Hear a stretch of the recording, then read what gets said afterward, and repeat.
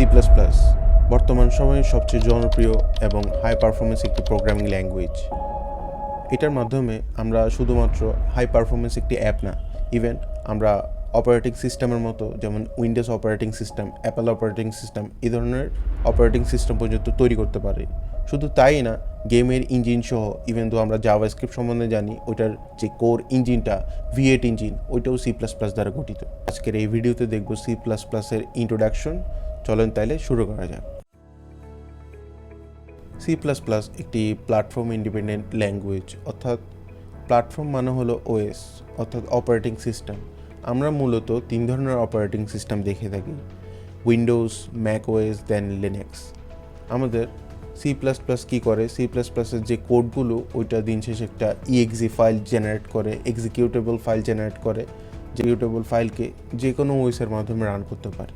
আমাদের মেন কাজ হচ্ছে সি প্লাস প্লাস কোড থেকে ওই এক্সিকিউটেবল ফাইলগুলো তৈরি করা, যেটা করতে সাহায্য করে আমাদের কম্পাইলার, অর্থাৎ বাইনারি জেনারেট করে কম্পাইলার। এই বাইনারিগুলো আমরা যে কোনো অপারেটিং সিস্টেমের মধ্যে রান করতে পারবো। এটাই হচ্ছে প্ল্যাটফর্ম ইন্ডিপেন্ডেন্ট। দেন সি প্লাস প্লাস একটি object oriented language. That means আমরা যারা ওওপি জানি, অর্থাৎ অবজেক্ট ওরিয়েন্টেড প্রোগ্রামিং, ওইখানের মধ্যে কিছু কনসেপ্ট ইউজ করা হয়, যেগুলো হচ্ছে classes, objects, inheritance, polymorphism and encapsulation. যেহেতু এই টপিকগুলো এই সি প্লাস প্লাসের মধ্যেও আছে, তাই এটা হলো একটা অবজেক্ট ওরিয়েন্টেড ল্যাঙ্গুয়েজ। দেন এটা স্ট্র্যাটিক্যালি টাইপড, অর্থাৎ আমরা প্রোগ্রামের মধ্যে যে ভেরিয়েবলগুলো ইউজ করব, ওই ভেরিয়েবলগুলো রান টাইমের আগে কম্পাইল টাইমের সময় চেক করে নেওয়া হয়। সাপোজ আপনাকে একটা রেজিস্ট্রেশন ফর্ম দিল, ও রেজিস্ট্রেশন ফর্মের মধ্যে আপনি আপনার নাম লিখবেন, ওখানে কি কোনো নাম্বার আসবে? নাম্বার আসবে না। ওই জন্য আপনি প্রি ডিফাইন করে দিলেন কোন জায়গায় কী জিনিসটা হবে, যার কারণে আপনার টাইপ সেফটি ইমপ্রুভ হলো। দেন এটা ফাস্টার এক্সিকিউশন হয়। তারপর স্পিড, মূলত এই সি প্লাস প্লাস তার স্পিডের জন্য অনেক পরিচিত। এই স্পিড হওয়ার তার মেন কারণ হচ্ছে এটা সিস্টেমের অনেক কাছে, ওই জন্য তার স্পিডটা অনেক বেশি। দেন এটাতে লো লেভেল মেমোরি ম্যানেজমেন্ট সহ এটা কোডকে ডিরেক্ট মেশিন কোডে রূপান্তর করে, যার কারণে এটা অনেক অপটিমাইজ। তারপর সি প্লাস প্লাসের সবচেয়ে গুরুত্বপূর্ণ বিষয় যেটা হলো সেটা হচ্ছে পয়েন্টার্স। পয়েন্টার্স হলো আমরা কোনো একটা ভেরিয়েবল ডিক্লেয়ার করলে আমরা জানি না ভেরিয়েবলটা মেমোরিতে গিয়ে কোন জায়গায় স্টোর হয়, বাট সি প্লাস প্লাসের ক্ষেত্রে পয়েন্টার্স আমাদের এই জিনিসটাকে লোকেট করে দেয়। সাপোজ আমরা কোনো একটা ভ্যারিয়েবলকে ডিক্লেয়ার করলাম, দেন ওই ভ্যারিয়েবলটারই একটা লোকেশন আমাদেরকে অন্য একটা ভ্যারিয়েবলের মধ্যে সেট করে দেয়, যার কারণে আমরা ডাইনামিক মেমোরি ম্যানেজমেন্ট এবং মেমোরি অ্যাক্সেস করে থাকি। বাট এটা কেয়ারফুলের সাথে করতে হয়, যদি আমরা কেয়ারফুলভাবে না করি তাহলে অনেকগুলো ইররের সম্মুখীন হব। এগুলো হচ্ছে আমাদের কিছু বেসিক কনসেপ্ট এবং ইম্পর্টেন্ট কনসেপ্ট। সি প্লাস প্লাসের ইতিহাসে গেলে সি প্লাস প্লাসের ইনভেন্টর হলো বার্নেস স্ট্রাপ। তার ইতিহাসটা অনেক সুন্দর, কারণ সে যখন পিএইচডি করতেছিল তখন সে একটা ল্যাঙ্গুয়েজ দ্বারা, প্রোগ্রামিং ল্যাঙ্গুয়েজ দ্বারা অনেক বেশি ইন্সপায়ার্ড হয়। সেটা হচ্ছে সিমিওলা। সিমিওলা হচ্ছে, আমরা অনেকে ওওপি সম্বন্ধে জানি। OOP means object oriented programming. আমাদের ওওপি সম্বন্ধে ধারণা থাকলো, বাট আমরা হয়তো অনেকেই জানি না প্রথম ওওপি ল্যাঙ্গুয়েজ কোনটা, অর্থাৎ প্রথম অবজেক্ট ওরিয়েন্টেড ল্যাঙ্গুয়েজ কোনটা। সেটা হচ্ছে কি সিমিওলা। সিমিওলা হচ্ছে আমাদের প্রথম অবজেক্ট ওরিয়েন্টেড একটি প্রোগ্রামিং ল্যাঙ্গুয়েজ, যেটা ওই সময় অনেক পপুলার ছিল এই ওওপির কারণে। আমাদের বার্নে এই সিমিউলার ওওপির কনসেপ্ট থেকে অনেক বেশি ইন্সপায়ার্ড ছিল, বাট এই সিমিউলারটা ওওপি হওয়া সত্ত্বেও এটার পারফরমেন্স অনেক লো ছিল। বাট সে চাইছিল সিমিউলার ওওপি কনসেপ্টগুলো ব্যবহার করে ফাস্টার কিছু তৈরি করার। তখনকার সময় আরেকটা জনপ্রিয় ল্যাঙ্গুয়েজ হচ্ছে সি। আর আমরা সিকে সবাই চিনি, এটা হচ্ছে mother of the programming language. সে চিন্তা ভাবনা করে সি এর সাথে সিমিউলার ওওপি কনসেপ্টগুলো অ্যাটাচ করবে। সে যখন সি এর সাথে সিমিউলার ওওপি কনসেপ্টগুলো অ্যাটাচ করতে যায়, তখন এই সম্পূর্ণ কনসেপ্টটা অ্যাটাচের পর তার কোডটাকে কম্পাইল করতে হবে। বিকজ আমরা জানি যে কোনো একটা প্ল্যাটফর্ম অথবা যে কোনো একটা ওএস বাইনারি কোডকে এক্সিকিউট করে। দ্যাট মিনস আমাদের একটা কম্পাইলার প্রয়োজন, যেটা আমাদের কোডকে এক্সিকিউট করে বাইনারি কোডে রূপান্তর করবে। বাট ওই সময়ে সি প্লাস প্লাস তো ইনভেন্ট হয়নি, সো ওইটার জন্য কোনো কম্পাইলার ছিল না। বাট সে কী করে, নিজে একটা সি ফ্রন্ট নামে একটা কম্পাইলার রেডি করে, যেটার কোড সে নিজেই রাখে।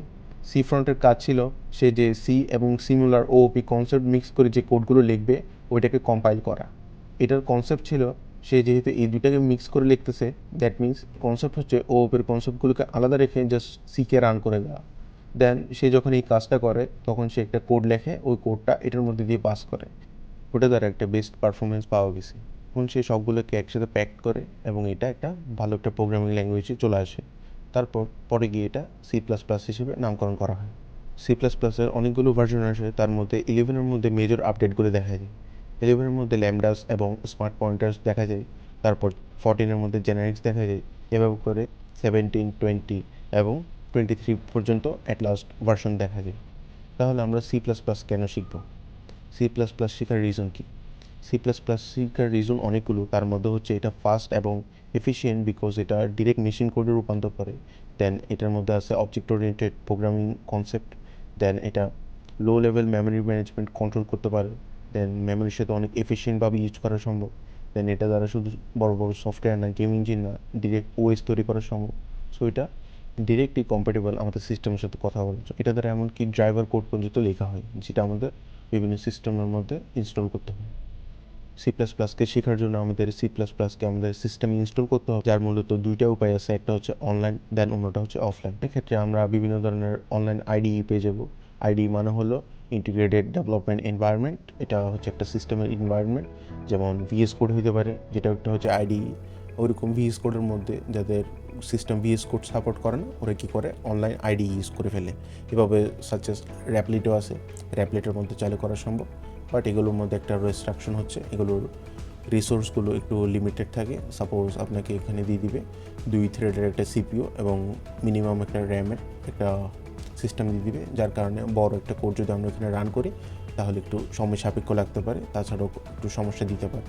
বাট আরেকটা সমস্যা হচ্ছে, আমরা যদি কোনো একটা প্রজেক্ট রান করতে চাই যার মধ্যে কোনো ফাইল অথবা কোনো কিছু ইনপুট অথবা আপলোড দিতে চাই, আরেকটা উপায় হচ্ছে অফলাইন জানার আগে আমরা দেখি আমাদের C++ কোডটা কীভাবে রান হয়।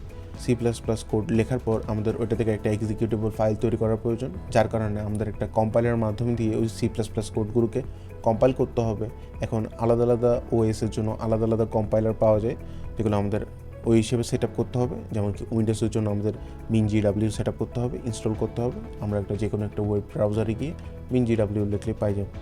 তারপর ম্যাকের ক্ষেত্রে এক্সকোড থাকে, এটা ডিফল্টভাবে ম্যাকের সাথে সেট আপ থাকে, এটাকে আপডেট করে নিলে হবে।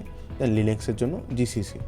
তাহলে এই কম্পাইল হয়ে গেলে আমরা মূলত এখান থেকে বাইনারিগুলো জেনারেট হয়, যেটাকে আমরা EXE ফাইল বলে থাকি। দেন একবার যদি কোনো একটা EXE অথবা বাইনারি জেনারেট হয়ে যায়, তাহলে ওইটাকে আমরা যে কোনো একটা অপারেটিং সিস্টেমের মধ্যে রান করতে পারবো, বিকজ আমাদের সকল OS বুঝে জাস্ট বাইনারিটা। একবার বাইনারিটা রেডি হয়ে গেলে আমরা ওইটাকে যে কোনো একটা প্ল্যাটফর্মে রান করতে পারবো, সেটা হোক উইন্ডোজ অথবা ম্যাক অথবা লিনাক্স। ওই জন্য যেহেতু আমরা C++ কোড দ্বারা ডিরেক্ট এক্সিকিউটেবল ফাইল পাচ্ছি, অর্থাৎ বাইনারিটা পাচ্ছি, ওই জন্য আমরা এটাকে যে কোনো প্ল্যাটফর্মে ইউজ করতে পারবো। দ্যাটস ওয়াই C++ একটি প্ল্যাটফর্ম ইন্ডিপেন্ডেন্ট ল্যাঙ্গুয়েজ। আশা করি এটার মাধ্যমে আপনাদের যথেষ্ট এনাফ C++ নিয়ে ধারণা দিতে পেরেছি। তাহলে দেখা হচ্ছে পরবর্তী ভিডিওতে। সবাই ভালো থাকবেন, আর ভিডিওটা পছন্দ হলে লাইক এবং সাবস্ক্রাইব করে রাখবেন। আল্লাহ হাফেজ।